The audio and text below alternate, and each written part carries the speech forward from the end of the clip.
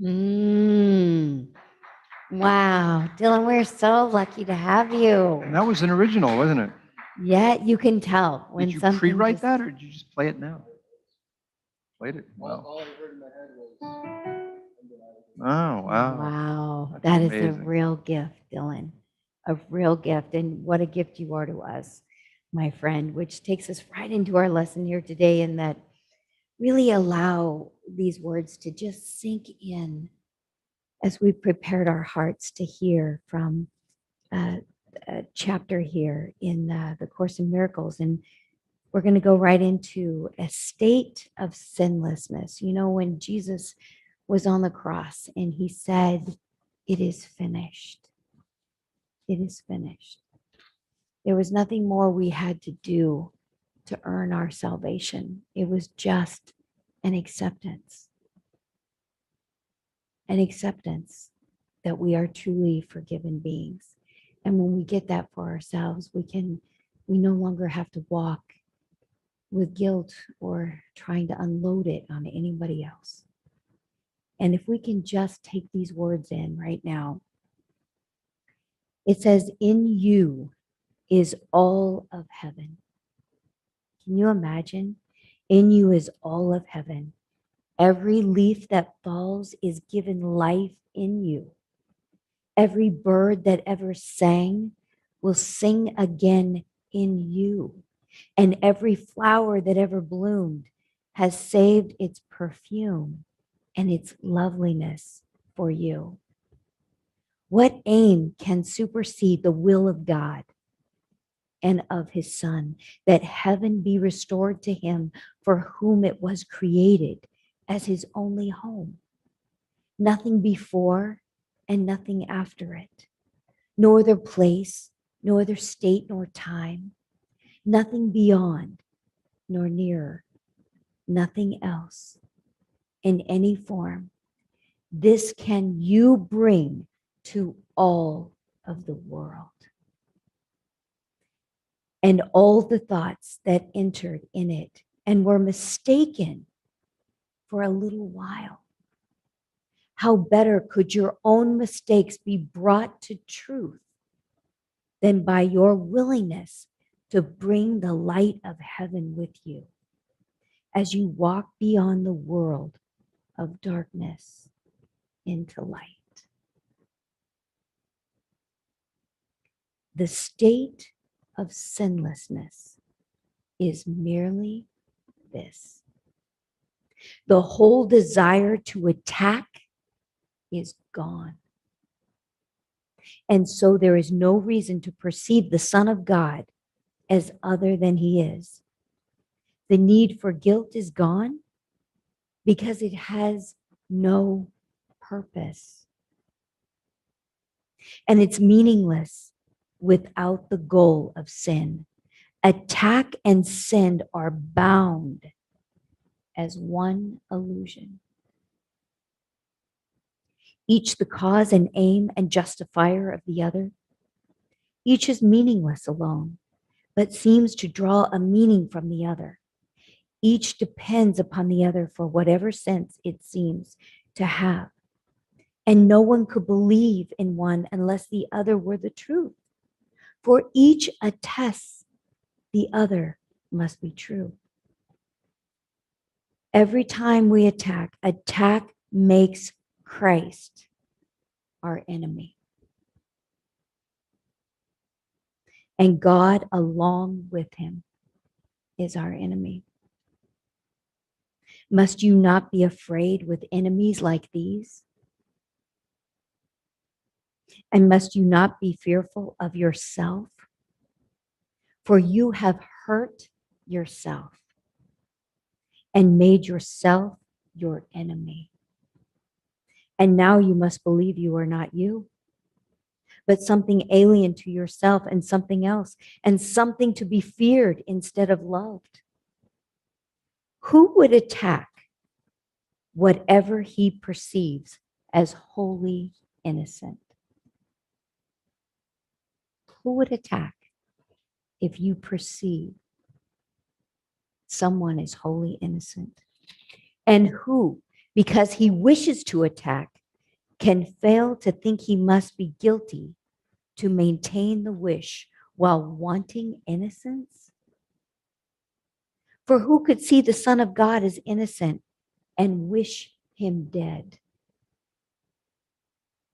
Christ stands before you each time you look upon your brother. Imagine if we could see Christ's face before us before we even look at another. He is not gone because your eyes are closed.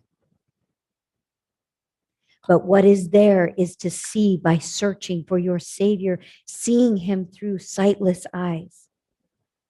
It is not Christ you see by looking thus. It is the enemy confused with Christ you look upon and hate because there is no sin in him for you to see, nor do you hear the plaintive call, unchanged in content, in whatever form the call is made, that you unite with him and join with him in innocence and peace. And yet, beneath the ego's senseless shrieks, such is the call that God has given him, that you might hear in him his call to you and answer by returning unto God what is his own. The Son of God asks only this of you, that you return to him what is his due, that you may share in it with him. Alone, neither have it. So must it remain unless to both. Together, it will give to each an equal strength to save the other and save himself along with him. Forgiven by you, your Savior offers you salvation. Condemned by you, he offers death to you. In everyone, you see but the reflection of what you choose to have him be to you. If you decide against his proper function, the only one he has in truth, you are depriving him of all the joy he would have found if he fulfilled the role God gave to him. But think not heaven is lost to him alone, nor can it be regained unless the way is shown to him through you, that you may find it walking by his side. It is no sacrifice that he be saved, for by his freedom will you gain your own. There is no sacrifice to forgive another, for by his freedom will you gain your own. To let his function be fulfilled is but the means to let yours be. And so you walk towards heaven or towards hell. It's our choice. We're either walking towards heaven and seeing the beauty of what Christ designed each one of us to be, or we are taking them to hell by seeing the worst. We go to heaven or we go to hell, but not alone. How beautiful his sinlessness will be when you perceive it. When we perceive the sinlessness in each one of us, we're choosing to see heaven. And how great will be your joy when he is free to offer you the gift of sight God gave to him for you. He has no need but this, that you allow him freedom to complete the task God gave to him, remembering but this, that what he does, you do along with him. And as you see him, so do you define the function he will have for you until you see him differently and let him be what God appointed him to, that he be to you. In your brother, You see the picture of your own belief in what the will of God must be for you. In your brother, you see what the will of God must be for you. In your forgiveness, will you understand his love for you? Through your attack, you believe he hates you, thinking heaven must be hell. Look once again upon your brother, not without the understanding that he is the way to heaven or to hell. As you perceive him, forget not this: the role you give him is given you.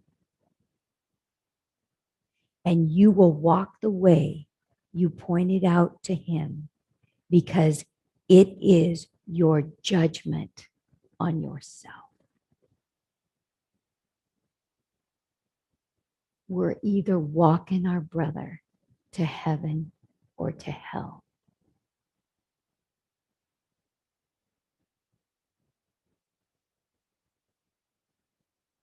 What are we perceiving?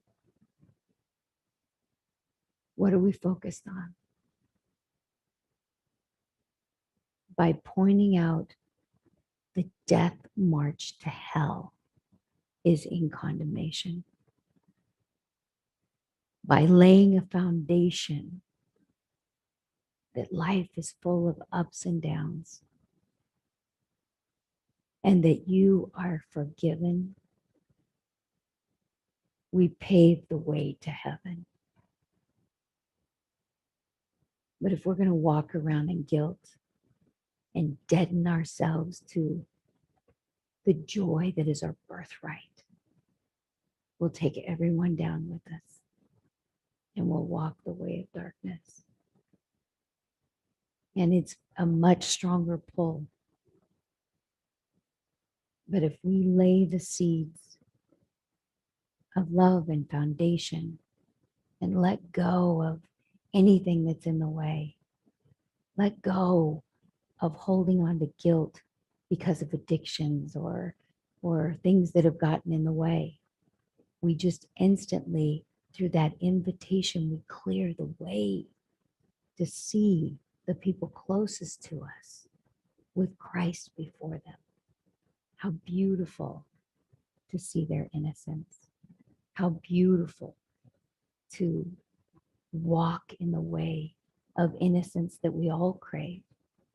How beautiful, even in a war-torn zone, like we heard from Les Miserables, that we can still dream a dream that's better than the one we're living. I was just thinking about how cool it would be if we envisioned the vaccine of Christ, that Christ got in our DNA, that was our immunity, that's how we saw our brother or our sister, is with Christ before us, and we lay the foundation of heaven because we've been vaccinated with the will of God, because we've literally believed God's words on the cross is that it is finished.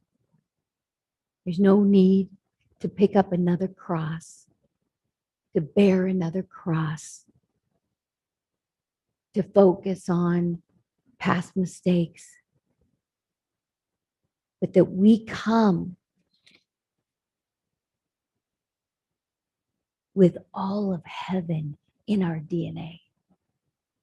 And what if the vaccine revealed all of heaven that we came with? Every leaf that falls, every bird that sings, that we get to summons that we get to dream a new dream every day,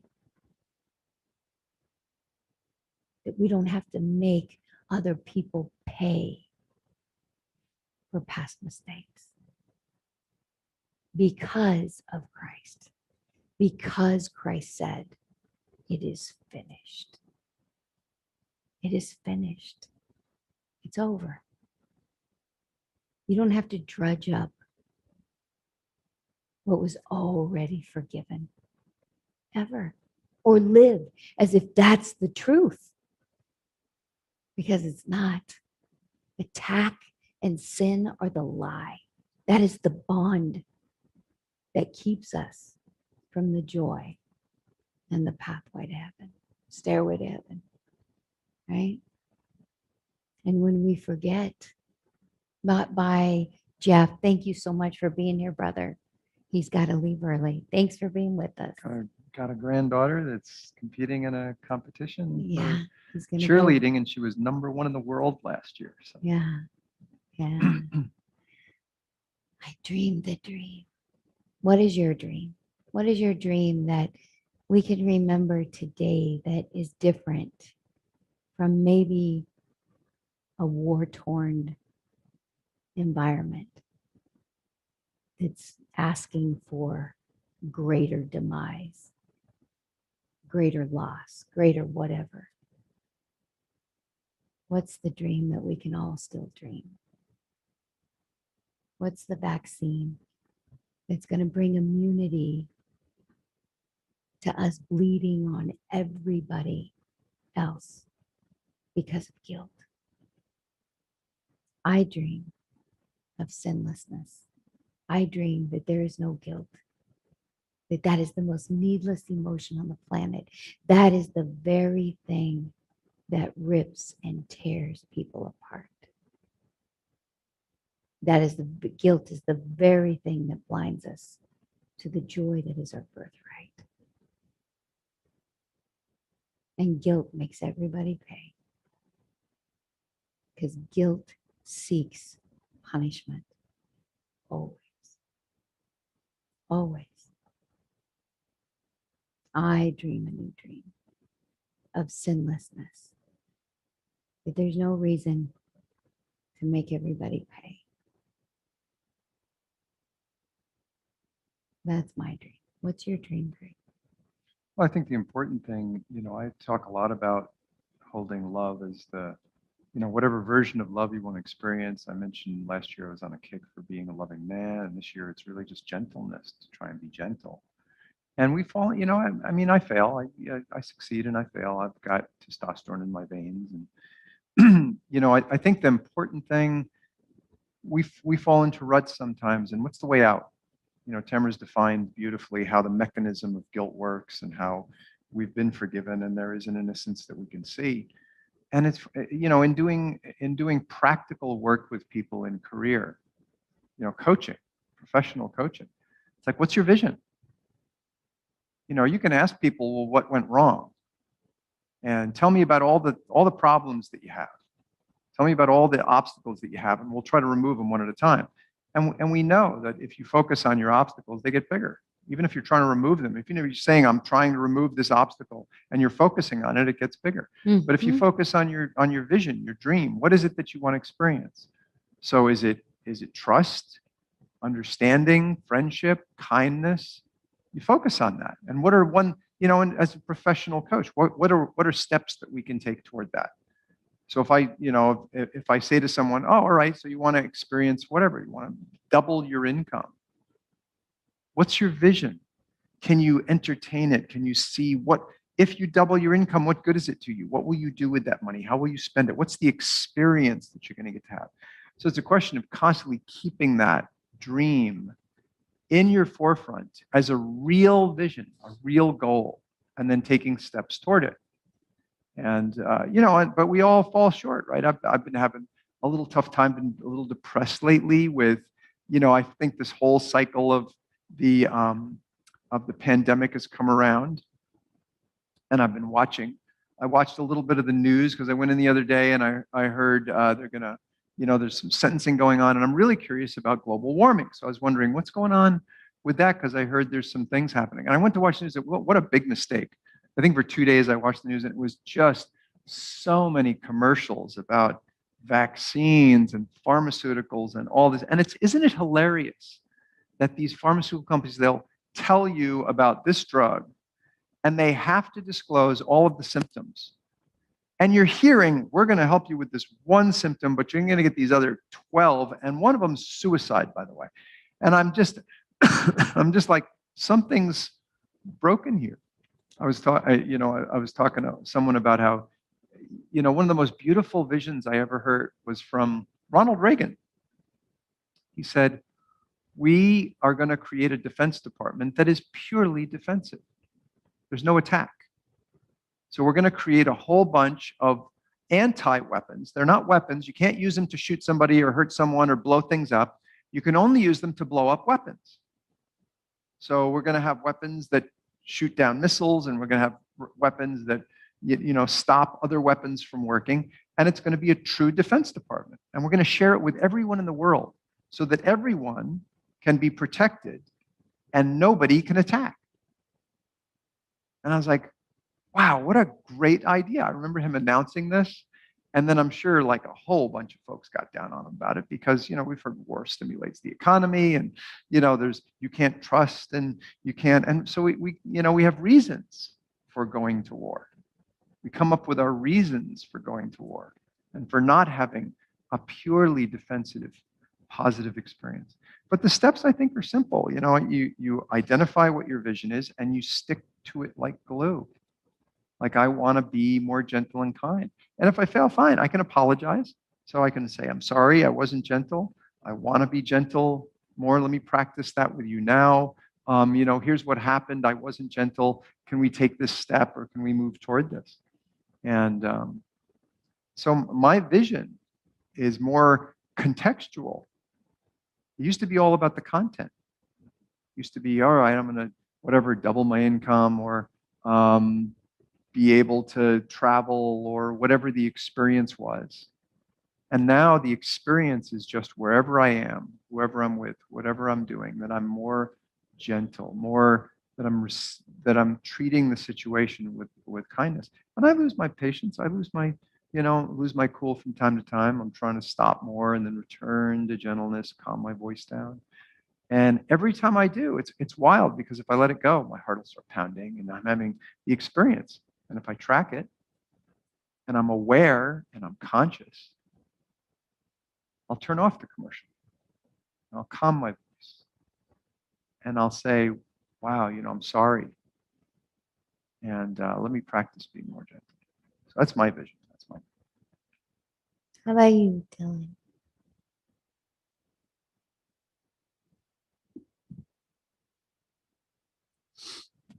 Um, I'm a fan of heaven. I'm not a fan of hell. I don't know if I'm a fan of purgatory, though. Um, a lot of my life has been spent in purgatory than either heaven or hell. I've always been in a state of, if not complacency, just more so indecisiveness. I'm probably one of the most indecisive people you will ever meet in your life. I'm just like, I mean, it's a fact. And, I'm okay with that, because, when it comes to making decisions, whatever decision I make it for a reason. I just don't, well, not anymore. I don't willy-nilly just go, hey, I'm going to do this. Why? I don't know. Because I can. But the point being, my dream really comes down to about making decisions, and whatever those decisions are leads to another series of decisions. And I mean, think of it as a tree with an infinite number of branches. One branch leads to, let's say, 3 branches. Each of those lead to 4, so on and so forth. And I mean, think of all of that and rewind your life. Think of how huge that tree is. And rather than question why you got to where you are, question how.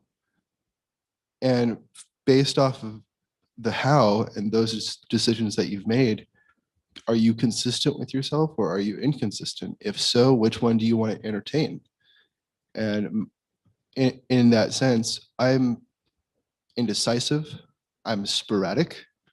I do just the most random things at the most random times. I say the most random things at the most squirrel at the random times. And it really just, I end up finding myself in this state of, you know what? I know I'm weird, but I'm okay with that. And for years, it took me to really kind of embrace it rather than be like, oh, this person said this about me. Oh, now I'm offended or now I'm hurt. I'm going to go sit in a corner and cry myself to sleep. No, I'm not like that anymore. I mean, I've just gotten to a point where I'm just living and I'm making decisions that, well, the past couple of weeks for me have been quite rough. I'm making decisions, like very active decisions where I'm leading myself out of either, hell or in this case, purgatory towards that light. And, the light in your life, it'll dim, but I don't think it'll ever completely go away. There's always going to be, even if it's like a smidge of a light, there's always something that you can go towards to. And as long as you're making decisions to get there, that's my dream, is to constantly be going into the light. And let's say it's completely light and it's so bright I can't even see. I want to continue walking, and wherever that leads me, I'm pretty sure I'm going to be happy. Beautiful. Thank you, Dylan. Thank you. Yeah, there's always a dim flicker, just like when people say, well, the pilot light went out. Well, where is it? And it has such an impact, yet it's that little flame that, to always know that it's burning somewhere, even when you can't see it. That's beautiful. Thank you. Jerry, it came up for you. Well, when you mentioned the word guilt, brought a lot of thoughts to mind with how I feel the country is being attempted to be controlled today. Anybody that voted for Trump is a racist. Okay. Rush Limbaugh said, a racist is anyone who wins an argument with a liberal. Today, there's no argument. If a liberal makes a statement and anyone disagrees with it, they're a racist. And of course, being with a military background, the systemic racism in the military is the biggest problem in the military. Okay. The military has been integrated since 1948. For over 70 years, it was held up as the icon for the way race relations should go. All of a sudden, because 70% of the military voted for Trump, it's a racist organization. I'm surprised it was only 70%. Democratic presidents and their wives, unfortunately, treat the military like shit. Okay? Literally. And so it's no wonder. As I say, I'm surprised it's not much greater than 70%. In my experience in the military, it was greater than 70% that would have voted for the Republican. The term all lives matter is racist. The term blue lives matter is racist. What is going on? And we don't live in reality. The police officer that shot the woman with the knife about to stab another woman or girl, I guess it was, he did that because of racism. And Juan Williams said he should have fired a warning shot. Okay. Only in the movies does shooting the gun in the air make everyone with a weapon drop it. Okay. If they've got guns, they'll fire them. If they've got a knife, they'll stab. Some redheaded woman on one of the cable networks said that the cop should have shot the knife out of the girl's hand. Okay. At 25 yards with a pistol, I could, in my younger days, I could hit a dime if I took my time, exhaled about half of my breath, squeezed the trigger to when I didn't know the gun would fire. I could put a hole in a dime. You jerk that trigger, you're not even going to hit the target. And yet, it's only in the movies that you shoot a gun out of someone's hand or a knife out of their hand or something like that. It's just, and of course, we've got a president who prejudges all these things. And of course, the other thing that came up is they refuse to call the situation at the border a crisis. It was Trump's fault, by the way. Even today, it's Trump's fault, the situation. A week ago yesterday, there was in the editorial page in the local paper, someone had written in about calling the situation a crisis. And the woman who obfuscates everything against the conservative side had over a column that had been written by some guy in Associated Press about why it wouldn't, the situation wouldn't be called a crisis. Okay. Well, that day, Biden called the situation a crisis. A week ago Saturday, he acknowledged that there's a crisis at the border. But I looked at that column and I thought, I'm a country boy from a small town. I can recognize bull excrement. In my hometown, we called it putting lipstick on a pig. It's just, it's a sad, or for me, it's just a sad situation.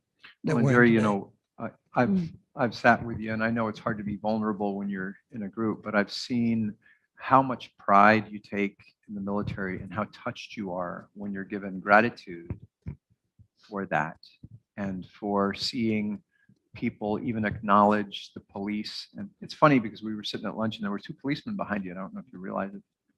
And I was thinking on the way out, I was thinking, I just want to thank them for their service.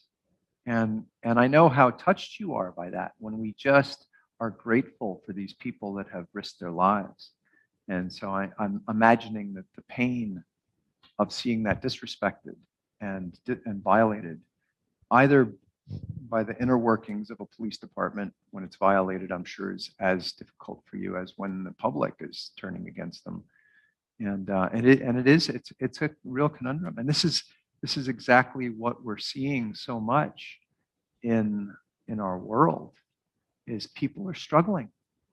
So I want to acknowledge that, I really see your vision because we talk quite a bit about how the military is honored and people that are risking their lives to save other people's lives should be honored and appreciated. And what was it you said? It used to be, you might bring cookies to the police department in gratitude for them, doing neighborly service. Where's that gone? Do you even hear about it or think about it? Or do they ever show that on the news? So I really, I can relate. I mean, just that, again, that little bit of kindness and gentleness. And I will say that it's not, you don't see it in the news, but if you go to the substation on Buena Vista, sandwich shop, which is close to me, around Christmas, they will be overburdened or overladen with cookies and food and so on and so forth. So it's still there. You just don't hear about it. You mean for the military? They're no, at the police station. Oh, at the police station. At the police the substation and the fire substation. station. They're Okay. on Buena Vista. I So, see. but yeah, you know what I told you. Yeah, it and ought to have coverage. You talk about saving people. It cannot be pointed out a single instance where anyone has said, any military man has said, I'm not going to go out that wire to rescue that guy because he's black. It has never happened. Mm-hmm. And that brings up a lot of emotion for you because Jerry, you would do anything for them. You would, because that's your heart. Makes no difference. It makes no difference what color they are. Yeah. And it's beautiful. And Good old fashioned. And it's morals. there's some things that are being exposed too for those few that don't have hearts like you do, Jerry, that are, there's a reckoning there too, And I think, yeah. What came up for you, Francis? And then Cheryl.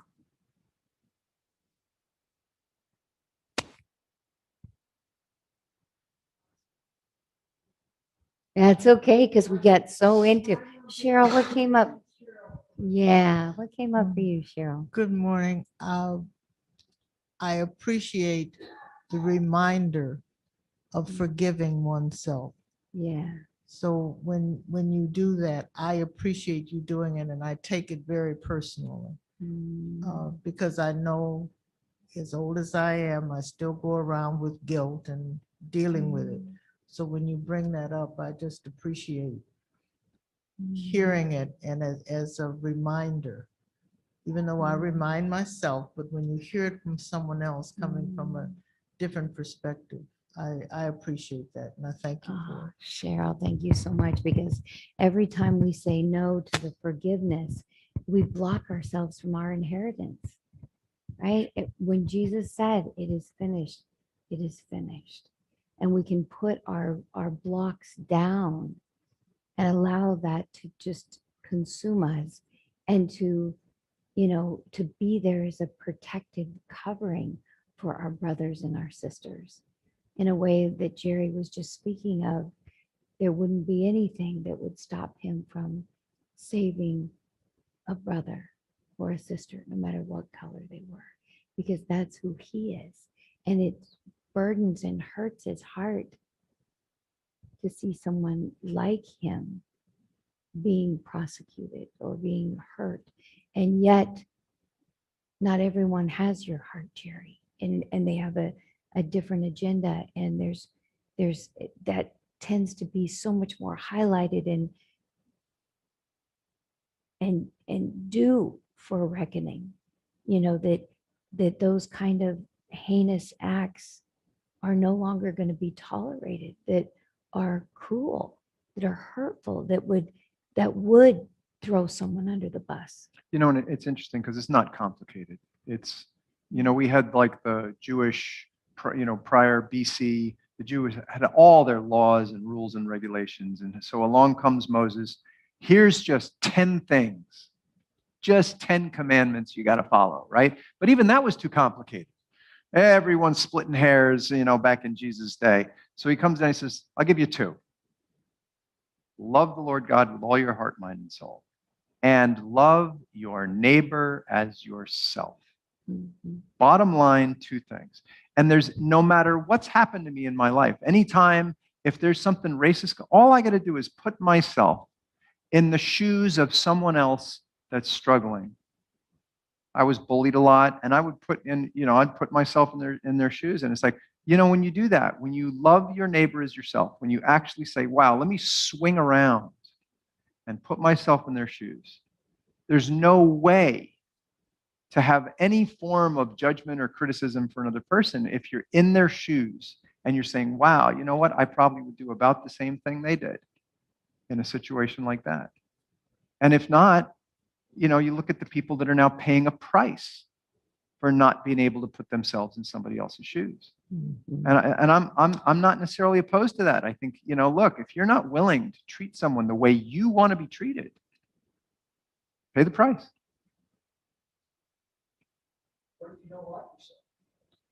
There is a good place to start. That's a really good place to start. Is Yeah. Lord, Love God with all Lord your heart, Jesus, mind, and help soul. me to love myself. Help me to see me like you see me. Help me see me like you see me. Yeah, that's the first one. And the second one Yeah. covers how we treat. And that's what I feel when I listen to Dylan's music. Francis, did you think about what Did you you- were? Please. Unity we teach, our teaching is illusion. Nothing in this world is real. Yeah. All the violence, all the prejudice is not. It has to come from us, rip away that illusion to see the truth. Mhm. Nothing in this world is what we perceive we see because of the ego. Drop your ego, you'll drop all the prejudice, you'll drop everything and come into pure love. That's what I believe. And You if don't- we can see Christ You know, and that's a great Mhm. reminder. I mean, you have to admit there's nothing happening in this room to give you, you know, in this room and in your lives. If you're able to drive home freely, you're able to do, you know, love your neighbor freely and treat your family and friends with love. There's nothing in the way of that. So it's a really good reminder, Francis. Thank you. Yeah, thank you. And our Miss Judy. Hi, good morning. We'll go to that. There she is. Good morning. Good morning.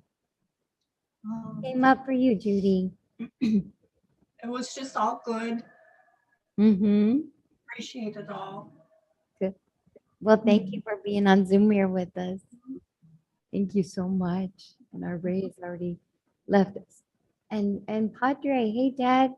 Dad's feeling a lot better this week. So we're so happy about that. What came up for you, Dad? Oh, I just enjoy sitting here, listening to you come up with all these ideas that puts thoughts in our mind, that we can meditate on the different ideas and thoughts that you do both have. Yeah. I just enjoy it. Listening. Love Yeah. you. I love you. And Dad, thank you for always pointing us towards a path to heaven. That's That's awesome. where I'm going. Me too. Amen. Amen. Love you, Dad. That's awesome. That's awesome. Okay. And our Mr. Dylan. Let's see. Okay. Our offertory. Oh, what? No, let's see. Our offertory blessing is divine love through me, blesses and multiplies all that I have, all that I give, and all that I receive. Thank you, God. Our peace song, Dylan.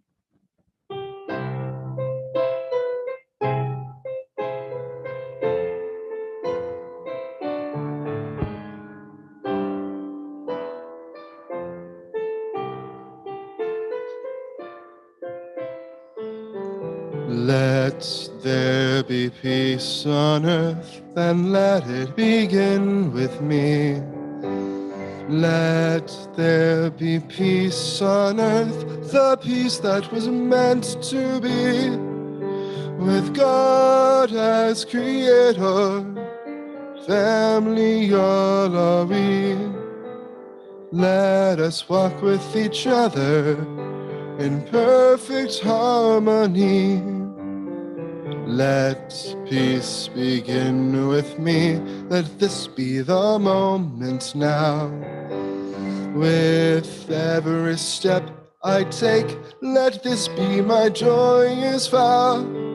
To take each moment and live each moment in peace eternally.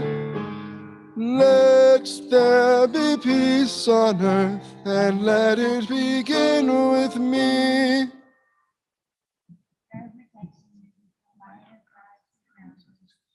Love of God and power of God protects us. Presence of God wherever we are, God is, wherever God is. Thank you guys so much for being part of me this morning. Love your input, everyone. So thank you.